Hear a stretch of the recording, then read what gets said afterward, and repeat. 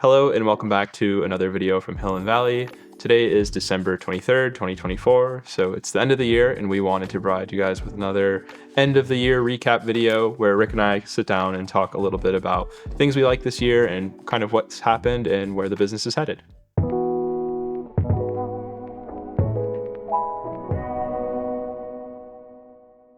So we used to do a lot of sit-down style videos like this where Rick and I would kind of have more of an open conversation, and the other day I was watching some of our older videos and I really enjoyed kind of the sort of dialogue we'd have when we talk about things a little bit more off the cusp and a little less scripted. And I think naturally it works for things like this because we're not talking about gear, we're not talking about specs, we're talking about real life. One of our biggest challenges this year, and something that we've been growing over time, was within our business we have a couple of different facets. And we're really trying to join all of those efforts together and kind of have cohesion across them so that it feels like the same company offering these services, but it's also in a way different. So one thing we did this year is we created a separate studios account for our Instagram. So now we have a page that's dedicated just towards studio rentals because we want those clients to come in here and feel like this is their space to be creative and they're not just kind of in the corner of Hill and Valley's business. This is their space to create.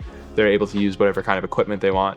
And the studios page allows us to not only push people directly to that site and only look at things that are related to renting the studio or using the studio, but it also helps them see what's available to them.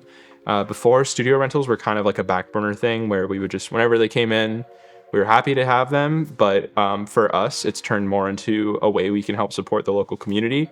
It's also obviously a very nice extra cash flow. But we're trying to optimize ways that we can market that more specifically and have a little bit of a differentiation between that and our Hill and Valley account, because the Hill and Valley account caters just to our clients. We just want to be attracting our clients. So they're two very different parts of our business, but we want them to feel similar at the same time. So the brand's the same, but it's two very different offerings. We have a Peerspace account. We have a pretty good infrastructure for rentals, but we never really marketed it. And it actually aligns very nicely with our business because a lot of the people that want to rent the studio are doing it on the weekend or after hours. And then a lot of our video production clients are actually more so Monday through Friday, 9 to 5. You've probably seen throughout the years here in this space, we've been in this studio specifically for just over 2 years. And we've been doing so many different things to optimize the space so that it can be both a studio for rental and our office. One of those things that we've been doing lately is just organizing and cleaning things up. We put a lot of our junk and extra stuff in the basement, which is nice because when clients come in or studio rental clients, it's a clean space. They don't have to worry about clutter or, just be distracted by any of that. And then anything that is Hill and Valley business related is up in the loft or down in the color grading room.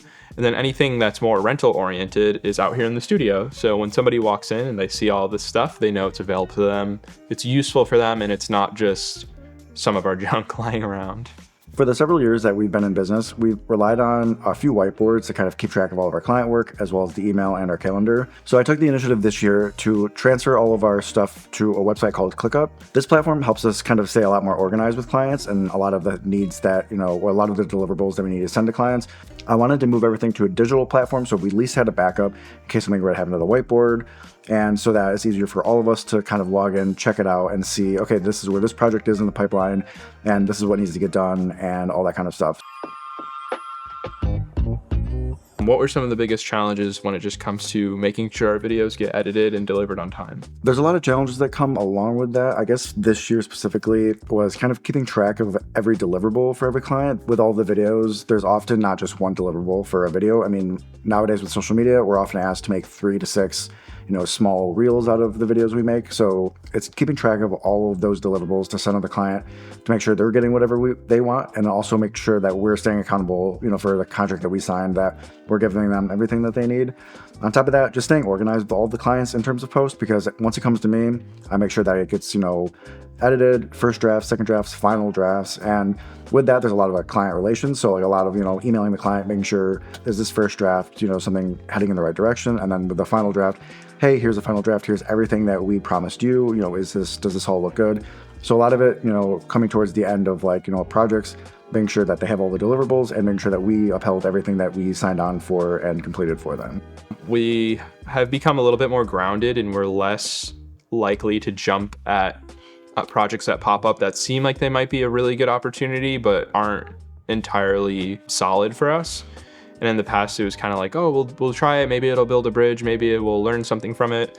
But now we've kind of learned to sit back a little bit more and let things play out and make sure that all the details are in order before we jump into a project. Because I know in the past, I've been eager about just signing on a client and getting the project done. But we've learned over the years what we do and don't like. And we've had clients for beyond the lifespan of our business so far that have started with me before we even started this business, and those are the clients that keep coming back and keep growing their relationship with us. And it's less of a transactional relationship where it's just us providing a video and then them providing money on the return. We've been able to really learn what their businesses are about and how we can help them grow, and in exchange that helps us grow as well, I think, as a business. One of the biggest hurdles we had this year was our participation in a feature film we helped make called Drumlins, which our friend wrote and directed, and we also had a friend that was DPing it. How that worked for us is we split our team up, where Rick and Joel kind of held down the fort. Rick definitely helped out on Drumlins, bringing some equipment and some food and stuff throughout the days. And then me, Todd, and Brian ended up on set for almost every single day, where Todd was assistant directing, I was helping on camera, and Brian was also doing a little bit of both. And so for us, that was a big challenge because we knew the entire month of September was going to be occupied by that. So we really had to be strategic about what projects we were getting ourselves involved with beforehand, but also making sure we had enough business to keep going and we weren't turning down so many projects that people were going to, pass us over on the next one. But I think it worked out as well as it could have. It was definitely chaotic and hectic and not how we would typically do things, but it was a good experience overall. And I think we learned a lot. I think every feature film we've done, we've learned a lot from working with other people's teams, showing them how we do things, also learning how people like things done on set. Everybody has their own rules and strategies and ways of doing things. And it's important to understand other people's perspective and ways of doing things in order to truly understand your own as well, and make sure that you're implementing things to improve your workflow and not just because that's the way you learned it. For that film, I'm glad that Joel and I were able to kind of stay here and, answer emails, work on current projects that, we wouldn't leave behind doing this. But I'm also glad that I was able to kind of be like a hybrid, like, hey, if you guys need something quick, I can drop it off. And then, or, if we have something come in the inbox, like a new client inquiry, I can answer that and kind of get the ball rolling on that. So I was glad to be kind of like in between. So I felt like I was, doing a little bit of both. And I was glad Brian, Adam, and Todd were able to stay on set the whole time so they could put their full dedication into the film. And I'm glad that I was kind of like a hybrid to, help everybody as much as I could, but also go back and help make sure our business was staying afloat and everything. It's hard to narrow it down to one favorite project. I think one of my favorite series of videos we got to produce were the business banking videos for ESL. I really enjoyed working with their team. They gave us a lot of flexibility and creative freedom. We also got to kind of like bring a lot to the table, I think. They let us come up with a lot of the interview questions and pre-production and plan out the videos. So it's less of a just showing up and filming what somebody says we're going to film, and more of a strategic planning and kind of figuring out how we're going to optimize these videos for their needs. And I also just like the way they turned out. I think visually they're very nice. I think when we say we work with banks, people are usually weary about that at first, just because they're like, oh, it must be a corporate, somebody talking in the camera video. And there is some of that for sure, but with these external facing videos that are meant for customers to see, they are really exciting. And also banks work with everyone. So we get to have our feet in every industry that they're in. So if their client is, whether they're a mechanic or a manufacturing facility or anywhere in between, we get to highlight that story, because the bank doesn't want to just talk about, the service they provided. They want to talk about how that service affected their clients. And that's what we love to do. I think show off how people's businesses are successful and how they've been able to help each other, and showing those relationships. allow us to make really cool videos and cover some really compelling stories. I've edited a few of the ESL videos, and it is always really nice, like hearing the stories from customers that are clients of the bank, and hearing those stories of them speaking so highly of the bank, and then the people that work at the bank, speaking so highly of like what they do and what they love to do. And just hearing those stories is really fun while I'm editing, and building that story through the edit. I just learn so much, and I just feel like I am understanding, both sides of everything, and it's just really fun to edit. It all comes together really nicely, so I like doing it. Yeah, I feel like we've definitely have a lot of creative license. So we've gotten some of my favorite drone shots this year, just wandering around getting cityscape shots for those projects. It's less of a showing up and having to film on that specific day, and more so waiting for the light to be nice and I can go and get the shot when I feel like it's right. And for me, that's the most important, because I don't like flying the drone when it's unnecessary or when we're not going to get better results. And so being able to wait until the opportunity is right and the time is right is important. And I think that's what allows us to get a lot of these shots. This year, my favorite project was with a church, Third Presbyterian Church in Rochester, and we filmed what was called their grocery run. Every year, the church hosts a 5K and a 10K run, where people come and they sign up and do this run, and all of the money donated goes to feeding the homeless in Rochester. And that's a really good mission, and that's something that we can really support and get behind, so it was really cool to do that project. And this was fun for several reasons. One of my favorite reasons was actually in the edit and filming. They wanted to kind of show a story from start to finish of like how the day began and how it ended. And I thought that was really cool, especially because they had a really good vision in mind for this project. When we sat down with the client, they kind of laid it out. This is exactly what we want to show. This is what we want to tell. And we love working with clients like that have a really good vision, because we feel like we have a better idea of what shots to get, how the edit will look. And I felt like when I sat down to edit, I had everything I needed. I felt like the story really came together well. And in terms of a project as a whole, it was really fun for me, because there was no stress with I feel like we didn't get enough footage, or I feel like, we did something wrong. I felt like we really captured what the client wanted us to get. And on top of that, it was just a really fun day. But also it was really fun seeing the scale of the race and showing in the morning, everybody coming and signing up for the race and running, and all that stuff is really cool. And then all the way to the very end, when the race ended, the people at the church were getting ready to feed the homeless again at the end, and everything was kind of quiet and still and right back to their normal schedule. And that's exactly what they wanted to show, kind of like the big ramp up of the day, the huge race, all the way to the end when everybody left, and then they right back to normal, and it shows how much they can get done in a day and how much they do for the community. And I thought that was a really awesome project. So yeah, I would agree. Great mission, great project. It was very documentary, which is a little bit out of the box for us, but something that we want to get more into. And that's not to say that that doesn't make it easier or harder. I think in many ways it is easier, because a lot of those things are going to happen no matter what. You have to be in the right place at the right time to document it, which is different for us. We're very usually meticulous, setting up lighting and stuff like that. But the more difficult or more challenging side of that is you don't know what's going to happen. It's pretty unpredictable. You don't know what gear to bring, so you have to do your due diligence. And like Rick was saying, we had a pre-production meeting. We talked to them about their vision. We talked about where everything was going to be happening. We got maps. And Rick and I had to devise this whole plan where we were going to communicate and be in one spot or another to make sure we captured all ends of this, because there's so many things happening at once. And it's kind of like, once it passes, if you didn't get the shot, that's it. Gotta wait till next year. Mm-hmm. So Rick and I split up. He had the FX9 with a longer lens, and I had the A7S on a gimbal with a little bit of a wider lens. And my goal was to track more of the race side of things, where Rick was kind of at the church documenting more of the prep side of things and the ongoings inside of the church.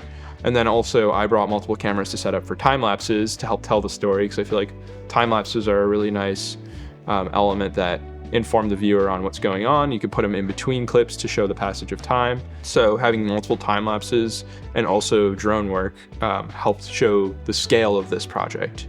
And I think we did a really good job of capturing everything that we could in the right amount of time, and getting those shots that will both show detail and explain things to viewers, but also have shots that are more exciting and capture more of the emotion of the project.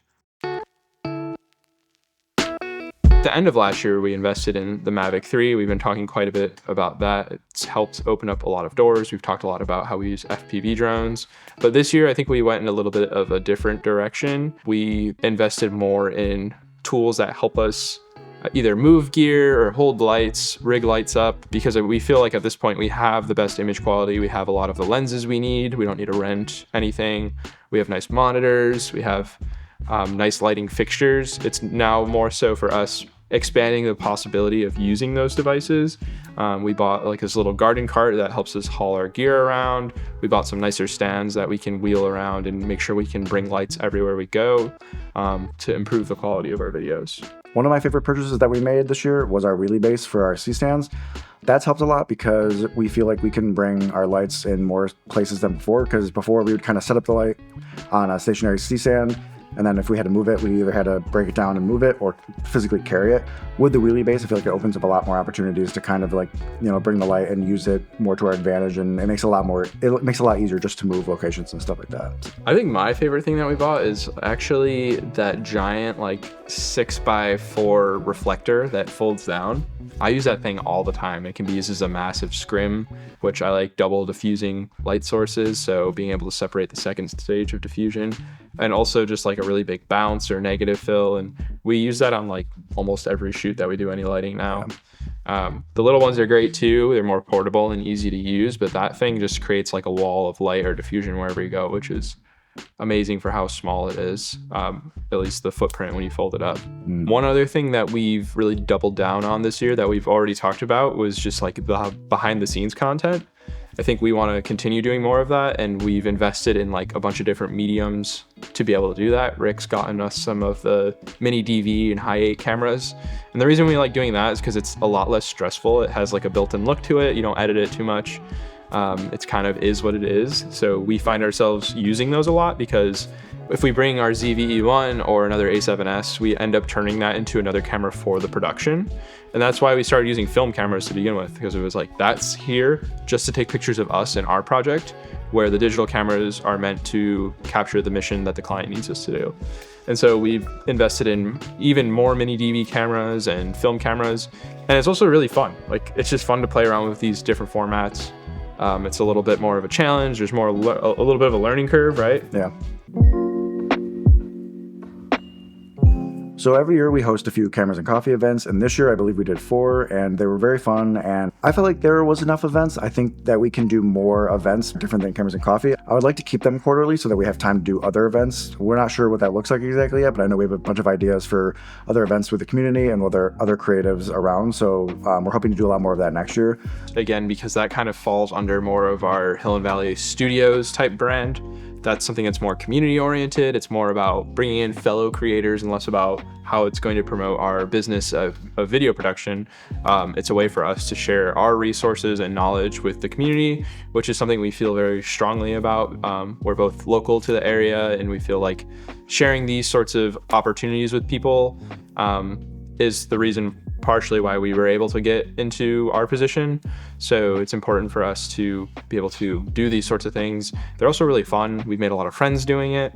We love making coffee. Both Rick and I have a passion for making coffee, and we come up with our own little custom drinks. And I think in the future, we're going to try and figure out if there's a way we could get some sort of like grant funding or make it more of an actual like community-based event. We've brought in guest lecturers, which I think we had one every quarter this year, I think so, yeah. Which was very exciting for us. That kind of feeds into the community side of things, because again, we don't want to just be telling people all the stuff we know. We want to share all of that, but it's like more valuable if it comes from other people as well. Other people have different knowledge and perspectives. And what we do here isn't just video production. So being able to tap into local professionals and creatives that want to share their story, their journey, and their knowledge is very valuable for us and our community. One thing I think we can improve on here at Hill and Valley is our consistency. I know business can be a little bit of a roller coaster, so it seems like there's a lot of things that we only do when we have the opportunity to do so, which can be a big challenge. Like things like posting on YouTube and Instagram, I feel like a lot of times we get busy and we all get pulled into our productions and making sure that our clients are happy. And so having that sort of consistency with our YouTube channel and the things we do in the studio, keeping the studio clean, promoting our studio rentals, our marketing efforts, that's one thing I think that we can improve on next year, kind of leveling out our workload, which again, there will be a lot of time and changes that are required for that sort of thing. But that's, I think, the trajectory that we're headed in. I definitely want to be more consistent with our YouTube channel next year and a lot more intentional when we're filming behind the scenes. I feel like when I watch behind the scenes videos, it's like one of my favorite things to watch because I love the process of like filming and photography. So next year I want to just film a lot more and then make more videos that are, more thought out with behind the scenes, not just kind of like, oh, hey, just film this quick, but more kind of like intentionally, hey, here's how we filmed this, here's why we did this, and kind of a breakdown of everything. I love watching those kind of videos personally, and I'd love to kind of give people more of an insight of like what we do here day to day, whether it's like editing, whether it's going on a shoot, and I'd love to film that more intentionally with behind the scenes. So I'd like to implement that on our YouTube channel and our social media, but also make it more consistent so that that's something that people look forward to and want to watch all the time. Looking at the studio, our podcast room currently is probably one of the most neglected rooms that we have here. It's the least utilized. For a long time, it was more so just focused towards client rentals, but that's something that we can even utilize to continue our podcast. I think that would be beneficial to use it, but also for our YouTube channel. It'd be nice to bring on guest speakers, maybe like we do with the Cameras and Coffee. Maybe the podcast just isn't internal. Maybe we have on, other speakers, or maybe we film in different locations, or build a series out of it, that sort of thing. Another thing I'd like to improve on next year is specifically our studio rentals. I feel like our space is very underutilized, and in the community we've had a lot of rentals this year, but I feel like we could double it next year. We just don't market it enough, and I think we have so much equipment and so much opportunity for people to come in and do films or photography that I would love to do more outreach with that and try to get more clients to rent our studio. And also it gives us kind of a whole new avenue of meeting new creators and meeting new people and getting more tied in with the community and just building those relationships. The one thing that's really missing from our Peerspace account or our rentals is that our studio comes with a lot of equipment for you to use free of charge. So not only is our hourly rate very agreeable and in line with prices for something, I don't even know if you could find anything as close to this in Rochester, or at least in downtown Rochester. But also you get access to all these different stands and modifiers and lighting fixtures, which would typically cost hundreds, if not thousands of dollars to rent additionally. And we're providing that just because we want people to play with these pieces of equipment, get inspired, try new things, and learn here. And if you want to see everything that we have, we actually have a video about it. It's on our YouTube channel. And if you want to rent our space and you're local to Rochester, we'll also link our Peerspace link down below if you'd ever want to rent our space. Well, thanks for watching. It was nice to recap the year, to kind of talk about everything that we've done this year. We look forward to next year, and we're hoping to make a lot more videos like this, like we talked about. We're hoping to be more consistent, so be on the lookout for that. We hope you have a great new year, and we'll see you in the next video.